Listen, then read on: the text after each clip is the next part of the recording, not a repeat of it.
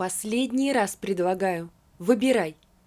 Красивое лицо Вероники стало злым и неприятным. Я или этот детдомовский? Васька наш сын. Васька твой сын. Он меня даже мамой не называет. Это ты взял его из детского дома. Вот туда и возвращай. Я лучше тебя выгоню, твердо произнес Алексей. Я и сама уйду. Завтра же напишу заявление в суд на развод и раздел общего имущества. Какого имущества? Ты за 2 года рубля не заработала. Квартира наша, я здесь прописана, значит... Ничего это не значит. Квартиру я купил до нашей свадьбы. Вероника задумалась, что-то прокрутила в голове. Ладно, я забираю машину. Ее мы купили после свадьбы. Забирай, и с катертью дорога. И денег дашь на первое время. 100 000 дам, улыбнулся. Рублей, конечно. А как я буду жить? Как хочешь. 200. Стала торговаться Вероника. Алексей махнул рукой и направился на кухню. К нему тут же подошел мальчишка. «Папа, ты меня не отдашь обратно в детский дом?» «Вася, ты ведь мой сынок. Я же тебя люблю. Будем жить с тобой вдвоем. А тетя Вероника? Она уйдет от нас». На лице мальчишки появилась улыбка. Похоже, такой вариант его очень даже устраивал. Алексей и Вероника поженились 2 года назад. Она тогда была еще красивее, чем сейчас. Вот Алексей и попал в ее сети. Ему за 30, вполне успешный человек. Прожили год, и оказалось, что молодая красавица-супруга совсем не хочет детей и рожать не собирается. Это испортит ее умопомрачительную фигуру. После серьезного разговора с мужем решили взять ребенка из детского дома, но чтобы не маленького, памперсы менять она тоже не собиралась. Так у них появился Васька, которому было уже 5 лет. Почему-то до них его никто так и не усыновил. Муж целыми днями на работе, а мальчишка раздражал ее все больше и больше. Выдержала она около года и поставила мужу ультиматум: или я, или этот детдомовский. Супруг выбрал Ваську, которого уже считал своим сыном. Через 2 месяца они развелись. Бывшая супруга забрала их машину, Алексей выделил ей 200 000, и она укатила завоевывать столицу. Остался Алексей вдвоем с сыном. Тот ходил в садик. Когда у него не было времени, мальчишку забирала пожилая соседка. Не бесплатно, конечно. Еще одну свою пенсию от него она получала. Так они прожили еще с полгода, может, немного больше. А затем случилось то, что никто не мог ожидать. Алексей сидел в своем офисе за ноутбуком и решал очередные проблемы. Фирма у него была не очень большая, но дающая стабильный доход. И офис так себе. Бывшая 3-комнатная квартира на 1-м этаже. На его телефоне заиграла мелодия. Звонил знакомый из бюро занятости. «Привет, Леша». «Привет. Ты просил найти тебе хорошего логиста». Тот рассмеялся. «Всероссийского уровня». «Даже всероссийского?» «Слушай, 25 лет. Окончила Московский институт. Год практики в столице. Звать Галина». Что-то слишком подозрительно. Алексей задумался, затем спросил. «На вид красавица?» «Так себе». «Ладно, присылай. Я твой должник». Зашла женщина. Красавицей, конечно, не назовешь, но выглядит вполне прилично. «Вы Алексей Львович?» – спросила, слегка поклонившись. «А вы Галина?» «Да». «Давайте ваши документы. Посмотрим». Он посмотрел ее диплом, трудовую книжку. понял, что перед ним именно тот специалист, которого он искал. Но это вызывало и подозрение. Хороший специалист оставил хорошую должность в столице и прибыл к ним в провинцию. «Галина, сколько вы зарабатывали в столице?» «Около 100. Но здесь я вам пока могу предложить только половину». «Я согласна», — сразу же ответила женщина. «Тогда возникает вопрос, почему вы бросили работу в столице и прибыли сюда?» «Я местная. Бабушка оставила мне здесь однокомнатную квартиру. Здесь, совсем недалеко». «А там у вас что было?» Продолжил расспросы Алексей. «Тоже однокомнатная. Алексей Львович, понимаю, что все это вызывает у вас подозрения. Я в юности совершила подлость, за которую меня Бог наказал сполна.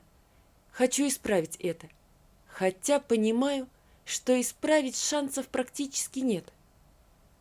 «Хорошо, Галина. Когда выйдете на работу?» «Завтра. Идемте, покажу ваше рабочее место. И еще, Галина, давайте на «ты». «Согласна». И женщина первый раз улыбнулась. Логистом Галина оказалась действительно хорошим. Плюс бывшие связи. Стали появляться новые рынки сбыта. Алексей был доволен работой такого специалиста. Женщина она одинокая, и, конечно, между ними возникла симпатия. Вот только чувствовал Алексей, что-то мучило его новую работницу. Однажды он все же пригласил ее после работы погулять. Женщина согласилась. И, конечно, во время прогулки зашел разговор о жизни. «Галина, а почему ты до сих пор не замужем?» Спросил он напрямую. «Ну, ведь и ты не женат. Это еще более странно». «Была у меня жена-красавица. Полгода назад мы с ней развелись. Оставила она нас с сыном и уехала покорять столицу». «Крутая жена, если даже тебя бросила». «Ну, а у тебя что не так в жизни?» Женщина довольно долго молчала, собираясь с мыслями.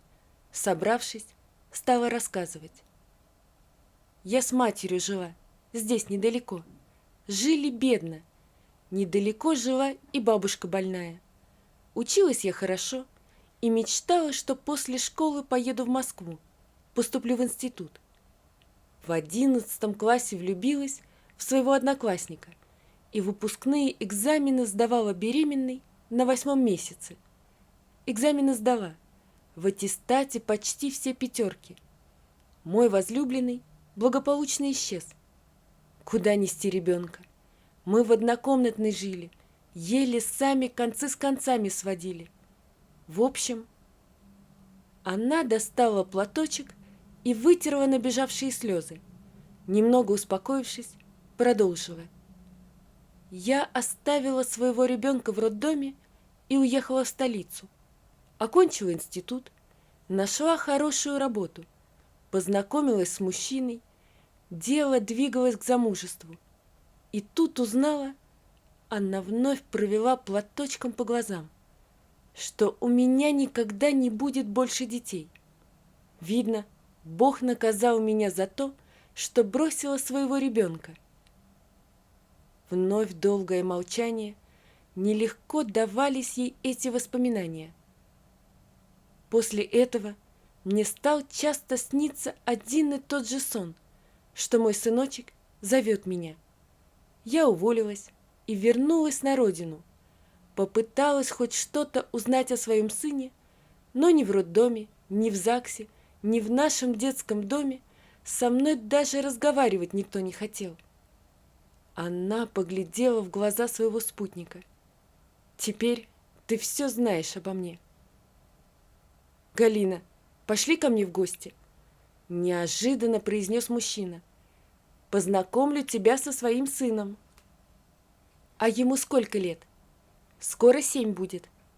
«Как же он у тебя один дома?»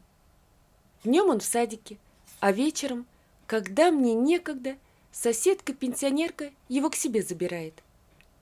У тебя родителей нет? Есть, только живут они в деревне. Мы с сыном иногда на выходные ездим к ним.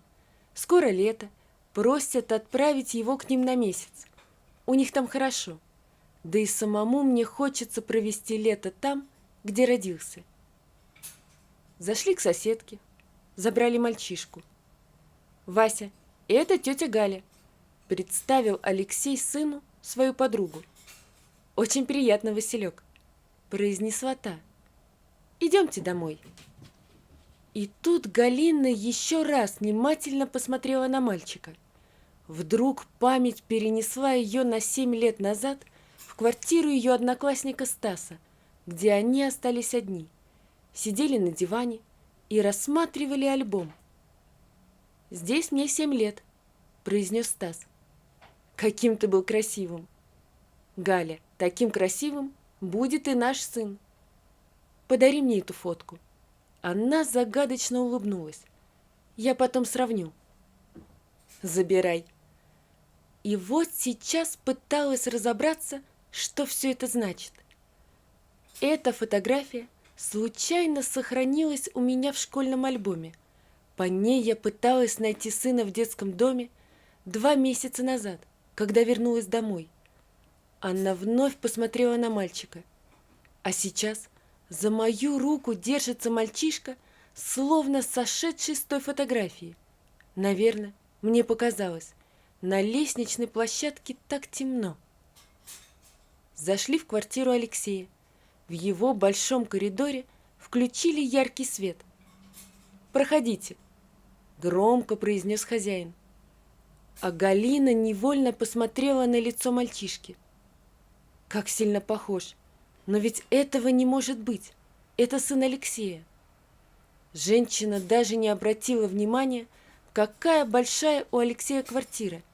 Ее мысли были заняты совершенно другим. «Я пойду чай поставлю. Вы пока о чем-нибудь поговорите», произнес хозяин квартиры и бросился на кухню. «Ой, сколько у вас комнат!» Наконец огляделась Галина.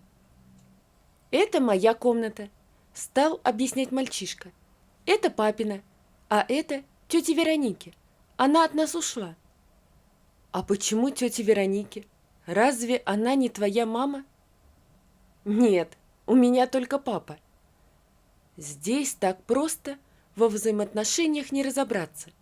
Мелькнула у женщины мысль, и настроение почему-то улучшилось. «Показывай, что там интересного в твоей комнате?» Радостный мальчишка бросился в свою комнату и стал рассказывать, указывая на трансформеров. «Это Человек-паук, а это Веном. Они могут разговаривать, только по-своему». Нажал какую-то клавишу, и послышался не то писк, не то треск. «Ой, они у тебя и мигают?» «Да», подошел к столу. «А это ноутбук. Мне его папа купил. Там у меня есть игры и распаковки». «Что-что?» «Ну, распаковки. Сейчас я вам покажу». Он сел за стул, но тут из кухни раздался голос Алексея. «Вася, приглашай тетю Галю пить чай». «Я вам потом покажу». Взял женщину за руку. «Идемте чай пить». После чаепития отец с сыном пошли провожать Галину домой. Едва вышли из подъезда, Вася бросился к стоящему на стоянке автомобилю. «Тетя Галя, это наша машина. Раньше у нас другая была, но на ней уехала тетя Вероника».